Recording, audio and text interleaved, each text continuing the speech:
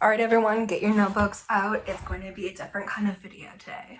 Hey everyone, welcome back to the channel. If you're new here, my name is Rhiannon. I am a witch and pagan, and today's video we're going to be doing a reflection over the last year of 2025 and what things that we want to bring into 2026. This is a little bit of a different video for me, so everyone grab your notebooks, grab a pen, grab a nice drink, and let's start manifesting for the year to come. Okay, so what I want you to do is grab a notebook and a pen, and I want you to create two columns. So the first column is going to be what I released for 2025.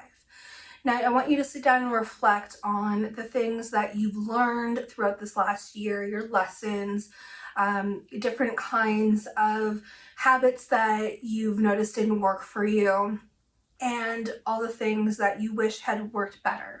Then in column 2, I want you to write one that is for what I invite into my year of 2026. Go over things that you wish you had done before, different habits and goals that you wish that you had actually brought to light in this last year that you're ready to bring into this year. Different dreams that maybe are brand new for you that you have not dared to say out loud. Write down everything. I want you to dream big. I want it to almost feel scary, and to just write everything you possibly can. And if you were to read this out to somebody, it would almost be scary to read it out to them because you're dreaming that big. Transitioning from 2025 into 2026, 2025 was a year of transformation, endings of cycles. It was a 9-year in numerology, so ending of cycles and transformation and all of that kind of thing. All of those things are just kind of winding down at this point. That's what that year is for, is a year of shedding and getting rid of the things that no longer serve you. 2025 was also the year of the snake, which is correlating with transformation, shedding of old patterns, things that no longer serve you. Is also some characteristics of the snake also include wisdom, intuition, and of course transformation, like I said. So coming from a year of endings and transformation into a new year, which is going to be 2026, which is the year of the horse. The year of the horse is also going to be a 1 year in numerology. So the year of the horse is going to be more of a fire sign.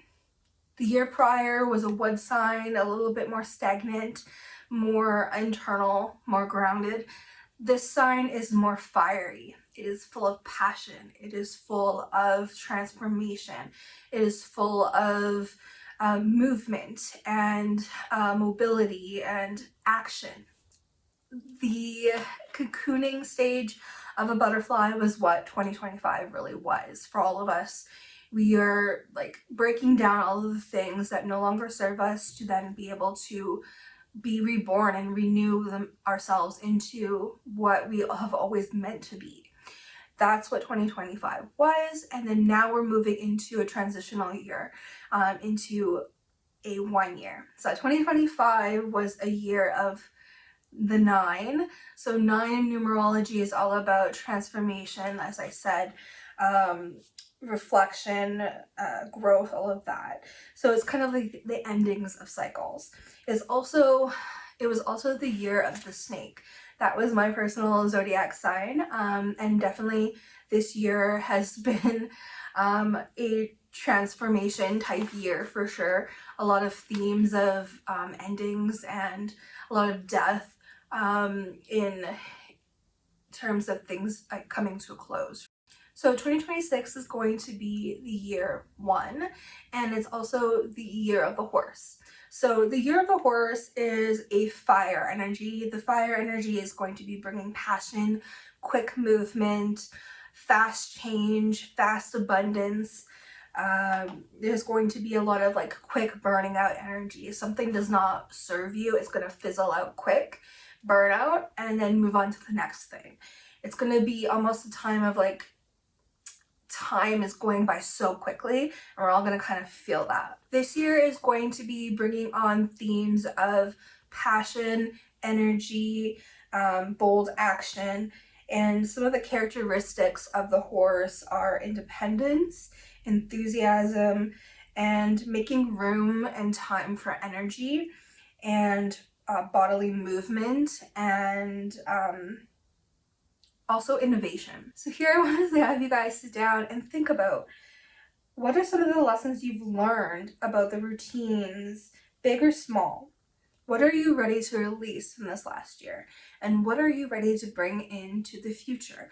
So I've written down a bunch of my own to give you guys examples, and hopefully that gives you some ideas on how you want to bring things into your new year and what things you want to get rid of. So the first thing that I wrote down here for myself is I've titled them all. So the first one here is retiring my inner burnout Barbie. This is like a huge theme for me that's been repeated over and over, and it's kind of like one of those things that if you don't learn from it, it's just going to keep smacking you in the face until it gets more and more blatantly obvious to the point where you can't really ignore it anymore. So I noticed the last couple of years, if I fail to plan, I plan to fail. And life is hard. We all know that. There's so many different things that happen throughout life that could be so unexpected. And the kind of person I am, I just kind of like the kind of person that would really just rather just be creative and free-flowing and go off my impulses and my inspiration.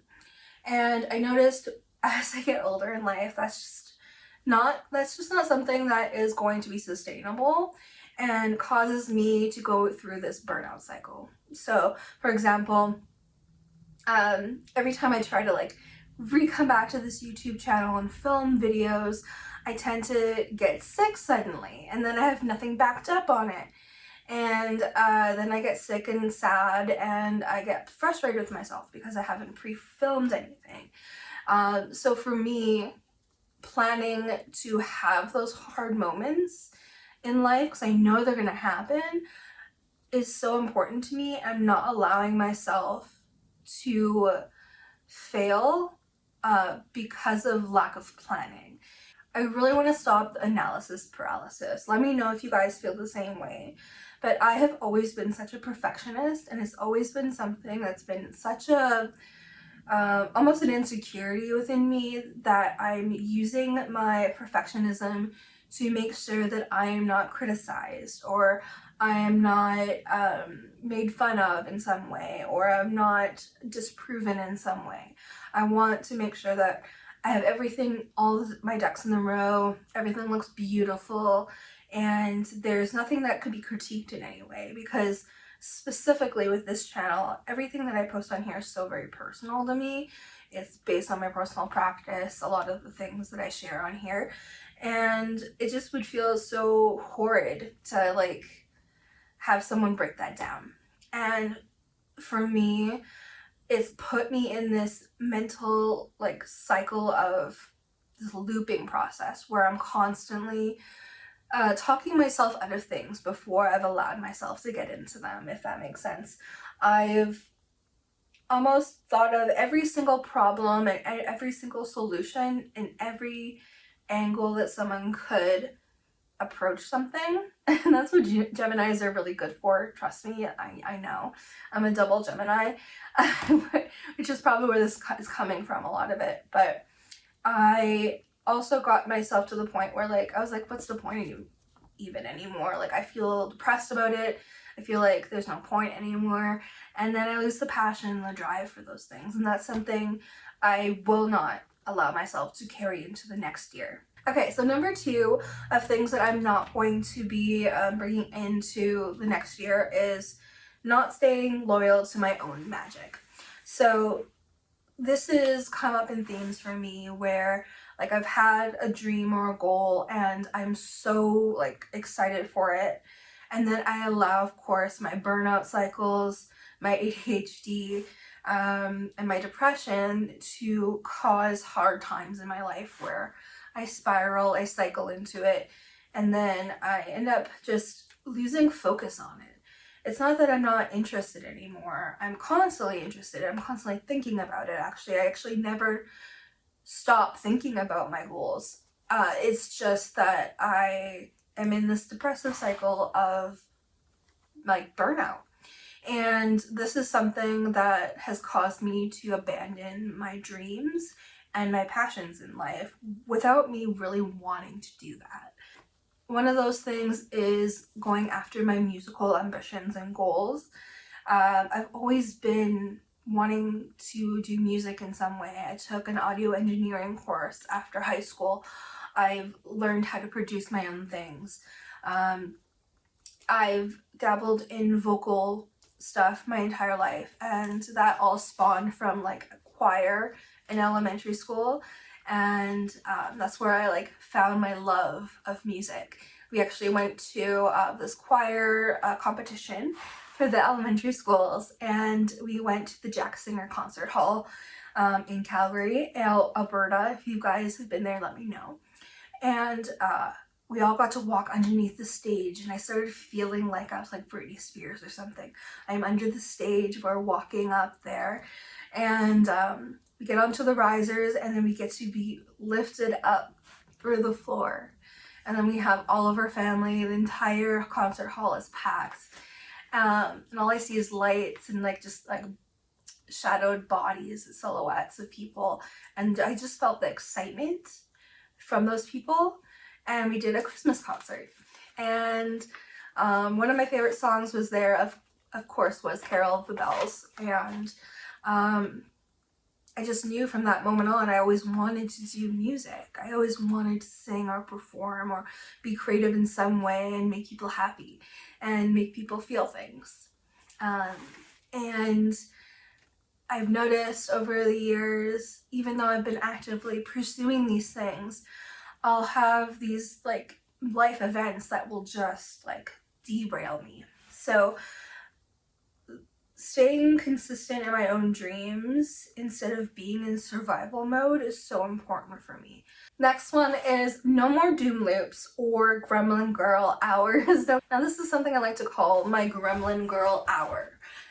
So this is something that happens where I get into like my doom loops where I'm constantly overthinking and causing myself to get into some type of rut, and then I end up not doing anything at all. I even did this last week where I have been planning these videos for the last month of the year and going into the year forward, the first month of January. And I've noticed that it took me several days to write up the outlines or research video ideas, and then it took me several days to transpose them onto notebooks so I could actually like read them out to you guys while I film it on my phone.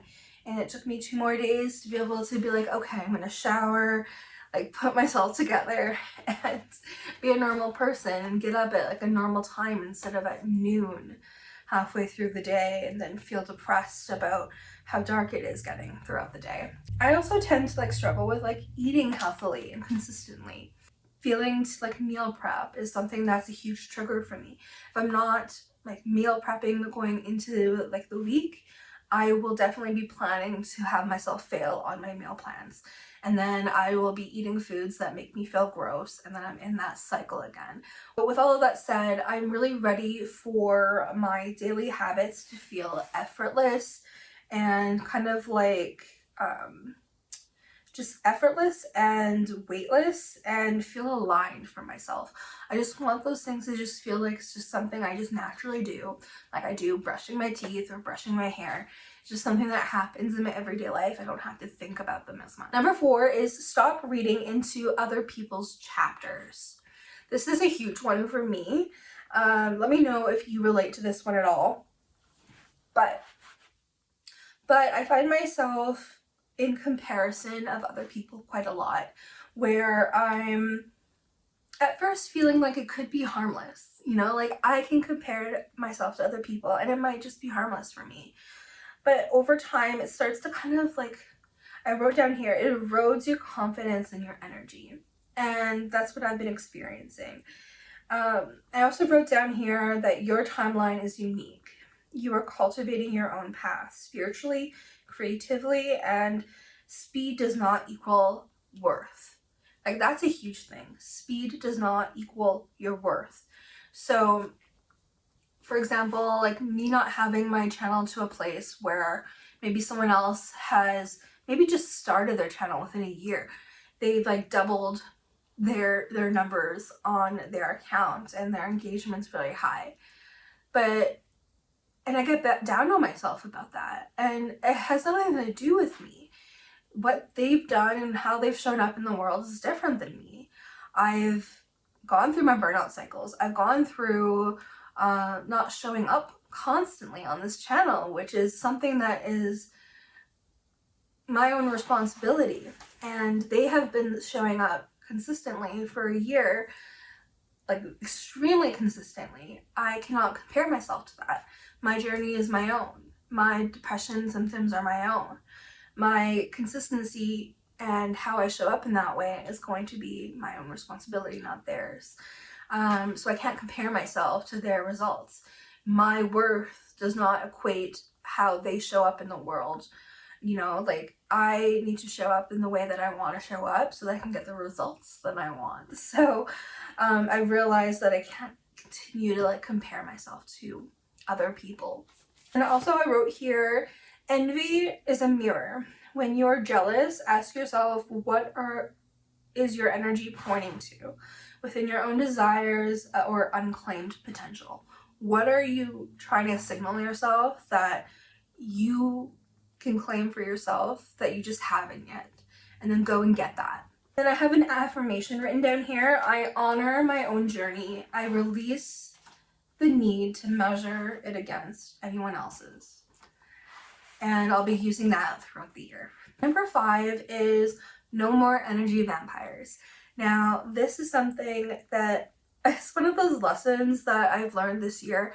Let me know if you've experienced this before, where if you have the universe trying to like smack you in the face over and over again, and you've just not figured it out. That's what this is for me. I stayed at a job for 2 years where I worked so hard and I had to turn myself into something that I wasn't to be able to be accepted and even just tolerated by other people. And I didn't allow them to see the value in me because I was allowing them to tell me what's valuable, if that makes sense. So going forward for this year, like I wrote down energy alignment, paying attention to how people, places, and activities make me feel. Do they light me up or do they leave me depleted? For the last 2 years, I've allowed a job to completely deplete me to the point where I had to up my medication because my serotonin was at an all-time low. My depression was at an all-time high. And I was not able to like just be me. The whole job was just all encompassing. Like you answer clients at home and while you're at the grocery store, or you lose that sale. And then if you lost that sale, it's all your fault that you didn't pick up a couple extra hours. Why didn't you stay an hour or two after work so that you can get those other customers? Energy alignment is going to be a huge thing going into any job. Not staying there just because it's a job and it gives me like a consistent paycheck. Making sure that my energy is aligned there, my values are aligned there, and I'm being treated the way that I deserve to be treated. I wrote down here, claim your worth, stop shrinking yourself to fit in or to be tolerated. Your energy is valuable. The next thing I have here is no more ghosting my magic. So this is talking about like how consistency feeds connection. So even like 10 or 5 to 10 minutes a week or a day can strengthen your intuition and your energy with your magical practice. I tend to have, when I have my burnout cycles, to completely abandon everything and all I do is watch Netflix, which is not going to get me anywhere that I want to be. I do want to have that consistent practice. So in the mornings, part of my practice is going to have my coffee in the morning, do my daily journal, do a tarot pull, write down my dreams for the day that I had, anything I couldn't remember, my goals for the day, and kind of like sitting with my cards for a little bit and then going forward from there, doing a little bit of yoga and my meditation, and that's my daily practice. And then if I can do more than that for longer periods of time or more in depth, I will. But the bare minimum of like 5 to 10 minutes, making that consistent connection so that spirit can come through to me and then I'm able to connect to it, I think is super valuable, and it allows you to not float away from your practice, which I've had the tendency of doing. I would love to hear, like, what are you releasing from 2025 so far? Sound them off in the comments down below and I'll make sure to respond to them. Now we're going to be doing the invitation column of what I want to bring into my 2026. So I want you to sit there and kind of like journal about what are the things, the people, the places, the jobs, the opportunities, the habits that you want to bring into your life.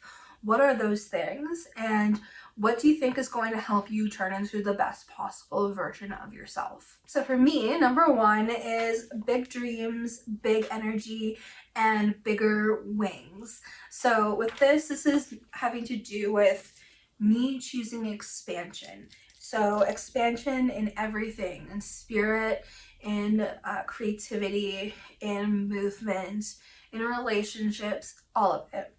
So this is basically me wanting to feel limitless and weightless when it comes to just life in general. When I walk into a room and I envision myself as my person at the end of 2026, I want to feel healthy and glowing and aligned and at peace and empowered, almost like that dragon energy where I am confident and I'm strong and I'm empowered and I'm safe and I'm able to take up space and just feel like I'm at peace. Healthy, hot, and spiritually hydrated. Now, this is something that I've struggled with for a while, but I'm ready to have a disciplined spiritual practice. This is something that I've said I've had over a long period of time on my YouTube career, and I have had it, but it's been a disciplined practice in incremental time periods in my life. It's not been extremely consistent where if I'm going through a hard time that it survives itself. It does not. It's probably one of the first things to go, and it's probably one of the last things I should lose. So for me, I want something that's going to be able to support my dreams and my ambitions, and so it's gonna get me to where I want to go. But you know, like, I don't want it to be rigid. I want this to be kind of like spiritually aligned and almost like it's a sacred practice that is of a disciplined nature. You know, I want it to be honored. That can look like me dedicating a practice to Aphrodite. And that could look like me dedicating my practice of my fitness to Aphrodite. Every time I do a workout, it's an offering for her. Every time I eat a healthy meal, it's an offering to her. And I think that's really going to help me strengthen my own self-love and my relationship with her. All right, number 3 is Shaky Hands, A Brave Heart, first EP era. Okay, this one makes me a little giddy. So what I'm going to be doing is stepping into my creative era in 2026, my creative identity. So I want my path to feel like community. I want my path to feel energetic and inspiring. And I'm ready to resurrect the parts of myself that I've kind of let die and that has been crying out to be realized since I was a child. So I'm ready to allow the parts of myself that dream of singing and creativity and writing music and expression to become realized. So this year I'm going to begin my start of writing my first EP, and we'll see how far I get along in that process this year. I'm not sure. I've never done that before. I've written many songs and poetry and all those kind of things, but I've never written a full EP. So I'm going to start the writing process. Hopefully I'll get to the part of starting to record some of that. And of course I'll take you guys along the way with that with my vlogs. 4 is open channel and open third eye. So this has to do with me spiritually stepping into a deeper connection with my psychic abilities. This is something I've wanted to come to realization for a long time. So I'm ready to strengthen my intuition and my channeling abilities. You guys might not know this, but I've been able to channel for a long time and I never really knew what it was like early on. But I have like notes from my phone app back when like I was in like junior high. You know, the phones you could click 3 buttons to be able to put one letter down. I had a full channeling through that when I was on the bus on the way to school one day. I have all of those channelings from then all the way up until now. And that's something I really want to deepen into. I feel extremely connected to. And I feel like that's something that I can help bring more like awareness to and more value to my channel with you guys is through my channelings. So I'm ready to like work into like my abilities and receive more guidance and like clarity and my connection to deepen within those things. Number 5, I love this one. It's probably my favorite. Dragons are in my corner. Magic is in my bones. So this is me and calling into the energies and spirits that I'll be working with within the next year as it pertains to all of my goals. So one of the spirits and energies that work within these goals are the dragons. Dragon energy has called to me my entire life.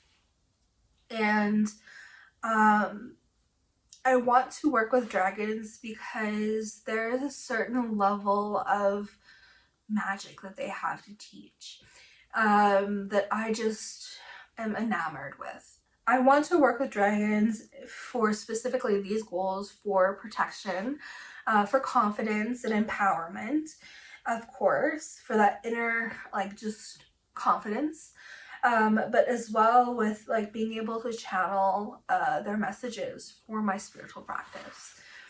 The next one that I'll be working with are mermaids.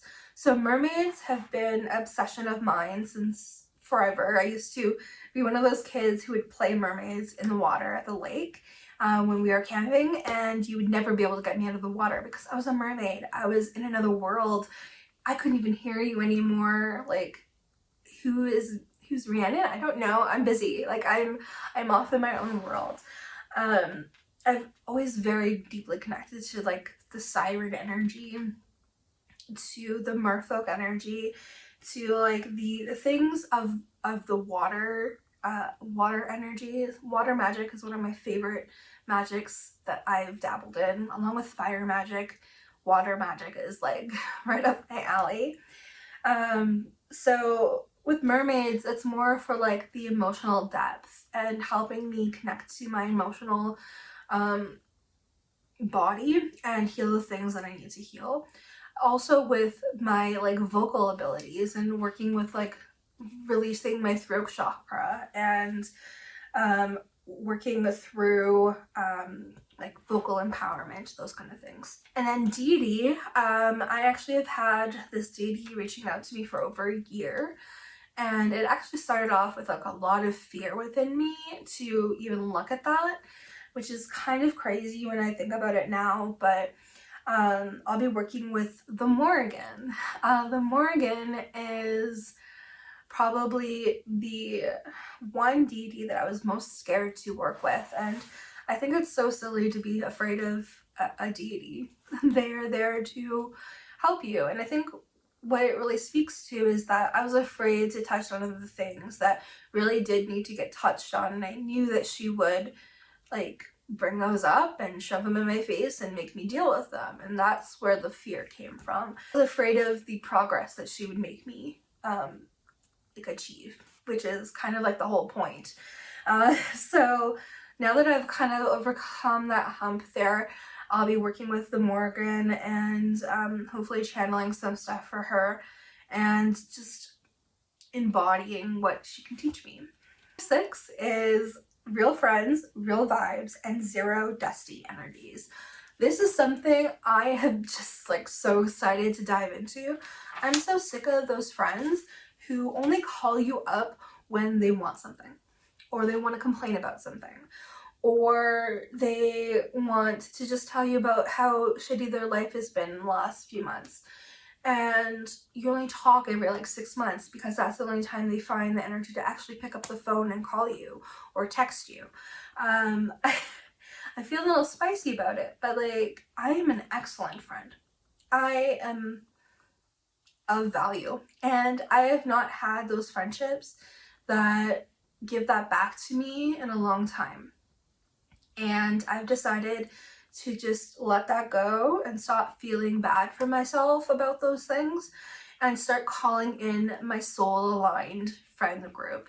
That's something I'm going to be very much like deep diving into, is calling in those people that are aligned with me now and stop feeling sorry for myself for the people that maybe those relationships were for a time and they've now like faded. I'm ready to call into the people into my life that are meant to be here going forward into my life. And I think that's probably the best self-love thing that I could have possibly done for myself over everything that I've talked about so far in this entire video. Alright guys, so I want you to take some time for reflection on both of these columns. And remember, it's okay for some of these things not to happen right away. Some of these intentions are going to unfold like slowly, and that's okay. Well, there is this one journal prompt I want you to do. Write down one small action after you've gone over this entire list that you can do today that aligns with your 2026 year. And then I want you to do it and get those actions actually rolling. Thank you so much for joining me today, you guys. I really enjoyed this video. Thank you for reflecting with me. And let me know in the comments, what are the things that you're going to be leaving behind in 2025? And what are the things that you're going to be bringing ahead with you in 2026? I'd love to know. Leave them down in the comments below and I'll make sure to respond to them. It really helps me become inspired for creating content like this in the future. And if you've not already subscribed, make sure you subscribe to the channel below and turn on the bell notification for more like intuition, more reflections, seasonal energy, and so much more. And if you want to go deeper with me, make sure you join me on Patreon. That's where you'll have behind the scenes, you'll have more shadow work prompts, you'll get to see like my writing process for my music, as well as early access to videos and podcasts and exclusive voting rights for those 2 platforms as well. I can't wait to read your lists, guys, and I love you all so very much. I'll see you guys in the next video. Stay wicked, and we'll talk soon. Bye!